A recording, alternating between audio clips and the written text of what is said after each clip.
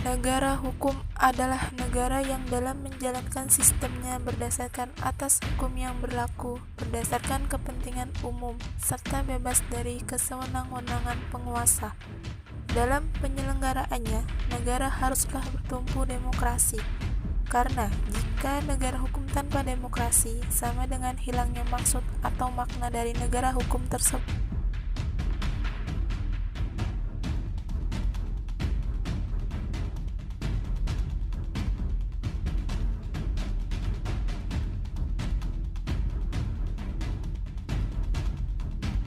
Contoh pelanggaran hak asasi manusia yang berat, salah satunya yaitu gerakan 30 SPKI ya, di mana yang kita tahu 30 September tahun 1965 kalau tidak salah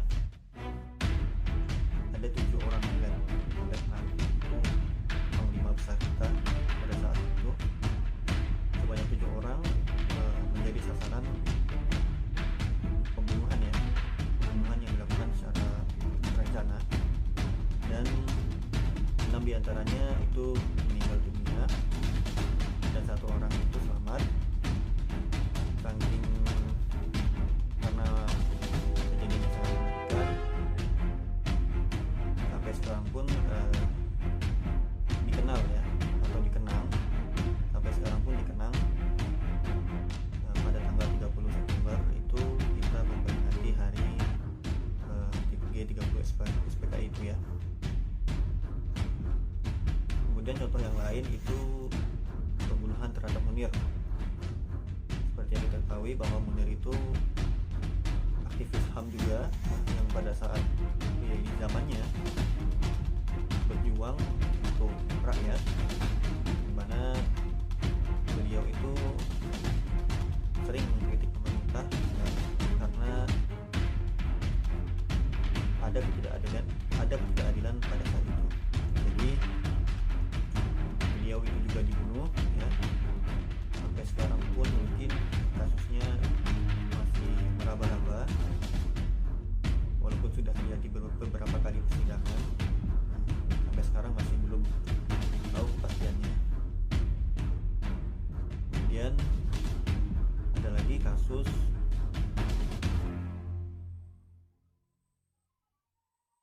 Trisakti ya, yang waktu itu mengadakan demo karena tidak puas terhadap kinerja pemerintah di mana ekonomi tidak stabil. Yang terbunuh ini adalah mahasiswa, di mana mereka terbunuh dengan banyaknya kena peluru ya, peluru tajam dari pihak kepolisian ya pada saat itu. Tapi ini masih belum jelas juga kepastiannya bagaimana. Namun pada saat itu ini merupakan suatu kejahatan yang sangat keras sekali, di mana pembunuhan dilakukan. Nah, ketika contoh yang telah saya sebutkan tadi merupakan contoh yang bisa dianggap sebagai pelanggaran hak asasi manusia yang tergolong berat ya.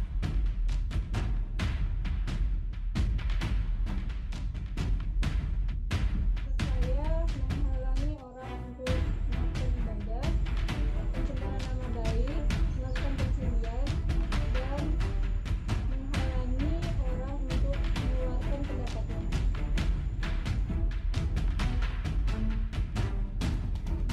Pelanggaran HAM di dalam keluarga menurut saya seperti melakukan eksploitasi anak, selalu bekerja, melarang anak untuk selalu belajar, dan selalu melakukan kekerasan di dalam rumah tangga. Itu saja mungkin. Pelanggaran HAM di keluarga itu orang tua selalu memaksakan keinginannya kepada anaknya tentang satu, masuk menuju sekolah, memilih pekerjaan, dipaksa untuk bekerja dan memiliki jodoh. Biarkan mereka memilih jodohnya sendiri, yang penting suka sama suka. Dan intinya si cowok sudah punya kerjaan tetap dan membunuh anaknya sendiri itu juga pelanggaran HAM di keluarga. Anak menganiaya saudaranya sendiri atau orang tuanya sendiri itu juga sama pelanggaran HAM.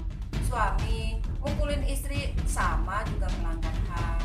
Suami bohongin istri sama juga melanggar HAM. Banyak di keluarga itu pelanggarannya kalau menurut saya.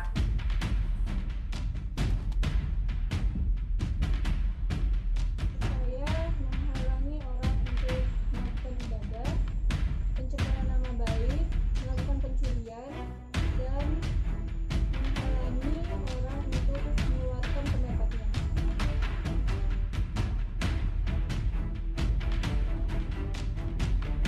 Menurut saya, pelanggaran HAM di sekolah itu seperti guru melakukan penghukuman pada murid dengan sengaja tanpa mengetahui apa masalah dari sang murid. Yang kedua, murid melakukan pembolosan secara sengaja. Yang ketiga, murid membawa seperti minuman alkohol, rokok, karena dalam sekolah tidak diperbolehkan membawa benda seperti itu. Menurut saya pelanggaran HAM di sekolah itu seperti satu, seorang siswa dengan sengaja mengejek dan menyiksa siswa lainnya.